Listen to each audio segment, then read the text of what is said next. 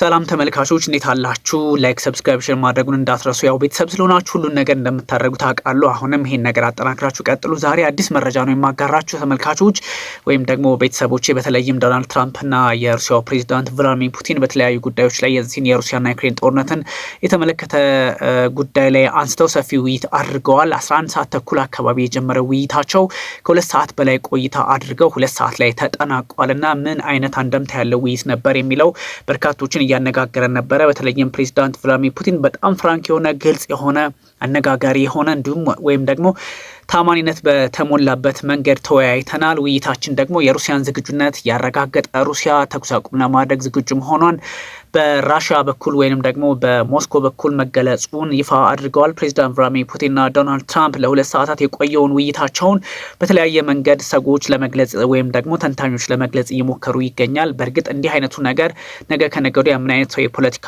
አንደምታ፣ ምን አይነት መልካም ነገር፣ ምን አይነት አደገኛ ነገር ይዞ ይመጣል የሚለውንም ደግሞ ለማየት እድሉን የሚፈጥር ነው። ያም ሆኖ ግን የሁለቱ መሪዎች ውይይት በጣም እጅግ የሚጠበቅ የነበረ ሲሆን በውይይቱ ላይ በርካታ ሀሳቦች ተነስተዋል። በዋናነት የሩሲያና የዩክሬን ጦርነት እንዴት መቋጨት ይቻላል፣ የሞስኮና የኪየቭ ውጥረት እንግዲህ እንደምታውቁት 3 ዓመታትን የተሻገረ ነውና በዚህ 3 ዓመታት ውስጥ ምን አይነት ጉዳዮች፣ ምን አይነት አስቸጋሪ ነገሮች በሰዎች ህይወት ላይ ምን አይነት አስቸጋሪ ሁኔታ በዓለም ኢኮኖሚ ላይ እንደፈጠረ ይታወቃልና ይሄን ነገር በተመለከቱ ሰፊ ውይይት አድርገዋል ሁለቱ መሪዎች።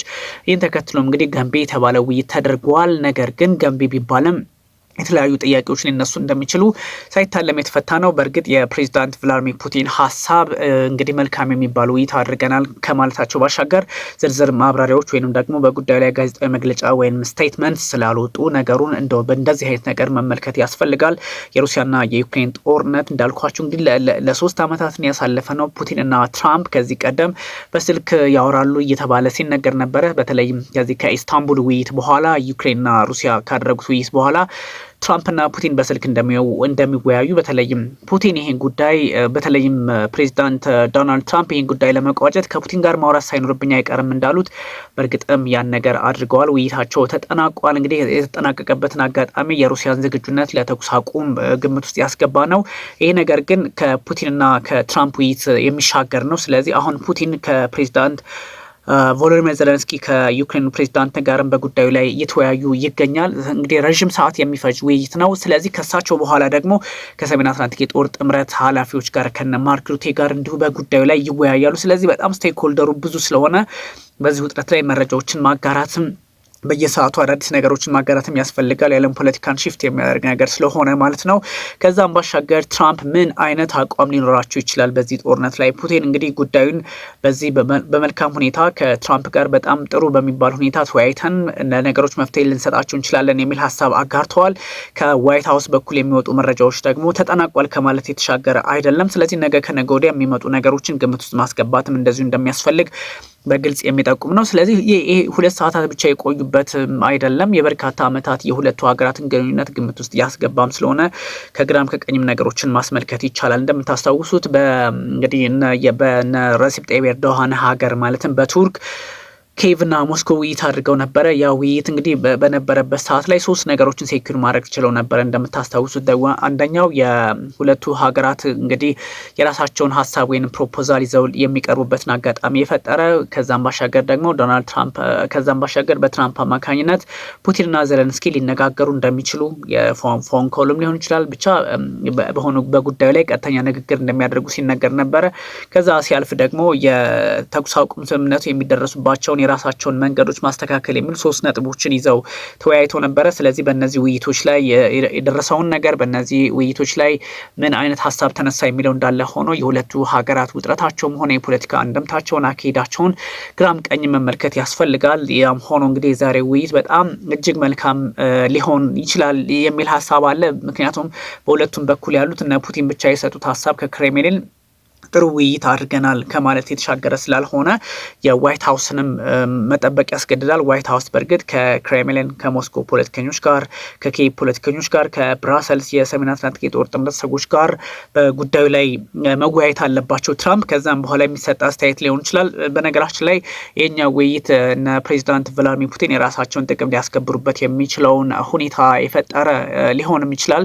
ምክንያቱም እሳቸው የሚፈልጉት ዘላቂ የሆነ የተኩስ አቁም ስምምነት እንዲደረግ ነው። ትራምፕ ትራምፕንም ጠይቀዋቸዋል። ሰው ትራምፕ ደግሞ ይህን ነገር ይዘው ወደ ኔቶ ይህን ነገር ይዞ ወደ ዘለንስኪ ሄደዋል። ስለዚህ ከዛም በኋላ ሊኖር የሚችለው ምንድን ነው የሚለውን ደግሞ ከግራም ከቀኝ ማየት ስለሚያስገድድ ፖለቲካዊ አንደምታው እጅግ ውስብስብ አስቸጋሪ ሊሆን እንደሚችል ሳይታለም የተፈታ ቢሆንም አሁን ባለው ሁኔታ ግን እነዚህን ነገሮች ነጥሎ ማየት አስፈላጊ እንደሆነ ተነግሯል። ስለዚህ ምንድነው ፕሬዚዳንት ቭላድሚር ፑቲን ተኩስ አቁሙ ዘላቂ መሆን አለበት፣ በቀላሉ የሚታይ አይደለም፣ ዘላቂ መሆን አለበት፣ ሁሉም ሩት ካውዝ ስለዚህ ጦርነት ለውጥረት መንስኤ የሆኑ ነገሮች ሙሉ በሙሉ መዘጋት አለባቸው የሚል ፖለቲካዊ አቋምን በስፋት የሚያራምዱ ፕሬዚዳንት በመሆናቸው ሁኔታውን ከዚህ አንጻርም ዶናልድ ትራምፕ እንደ ቃኙት እየተነገረ ይገኛል። ዶናልድ ትራምፕ ወደ ዋይት ሀውስ ከመጣውኝ በተለይም በምርጫ ቅስቀሳቸው ወቅት ወደ ዋይት ሀውስ ከመጣውኝ መጀመሪያ የማድረገው ነገር የሁለቱን ሀገራት ጦርነት በ24 ሰዓታት ውስጥ መቋጨት ነው የሚል ሀሳብ ነበራቸው። ስለዚህ ያን ነገር አላሳኩም። 3 ወር ወይም ከ100 ቀናት ተሻግረዋል።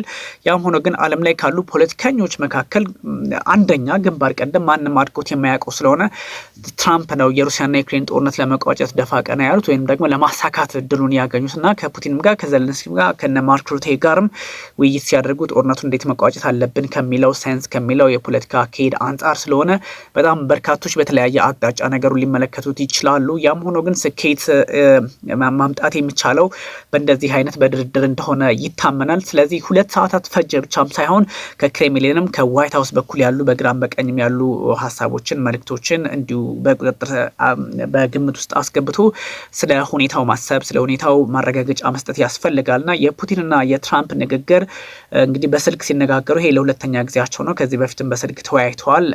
ትራምፕ እንደምታውቁት ፑቲንን በጣም ነው የሚያደንቋቸው።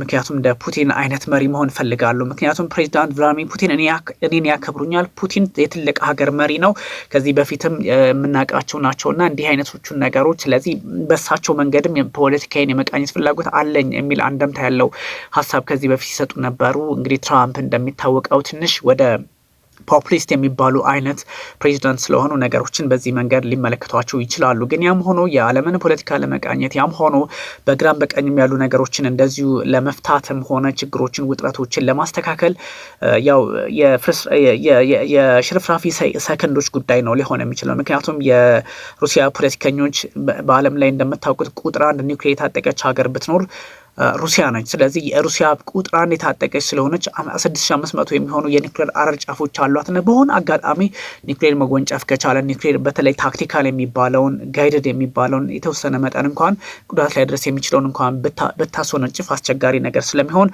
የአሜሪካ ፖለቲከኞች በዚህ ላይ በጣም ሰፊ ይዘት በዚህ በጣም አስቸጋሪ በሚባልበት ሰዓት ላይ ለሁኔታው መፍትሄ ለመስጠት ደፋ ቀና እያሉ ሰንብተዋል። በተለይ ትራምፕ ከመጡ በኋላ ምክንያቱም እንግዲህ ነገሩ አስቸጋሪ ነው። ያም ሆኖ ግን እነ ፕሬዚዳንት ቭላድሚር ፑቲን የተጠና አይነት ሀሳብ ደግሞ ሁኔታዎችን በቀላሉ ያለማየት ነገር የመጠራጠር ነገርም ስላለ ከዛ አንጻር ነገሮችን ለመመልከት እየተሞከረ ባለበት ሰዓት ነው እነዚህ ሁለት መሪዎች በዚህ መንገድ እንግዲህ የተወያዩት። ስለዚህ በጣም ትልቅ አይነት የፖለቲካ አንደምታ ያለው ትልቅ ድል ሊሆን ይችላል። ነገ ከነገ ወዲያ መልካሙን ነገር ይዞ ሊመጣ እንደሚችል ተስፋ ይደረጋል። ውድ ተመልካቾቻችን የተለመደ ላይክ፣ ሰብስክሪፕሽን ማድረጋችሁን እንዳትረሱ። የተለያዩ ሀሳቦችን ማጋራታችንን እንቀጥላለን። ይህን መረጃ ላድርሳችሁ በሚል ነው በዚህ በፍጥነት የመጣሁት። እጅጉን አመሰግናችኋለሁ። ቤተሰቦች ናችሁ በነገራችን ላይ ላይክ ሰብስክሪፕሽን ማድረጉን ቀጥሉበት። ቢኒያም ካሴ ነበርኩኝ። አመሰግናችኋለሁ።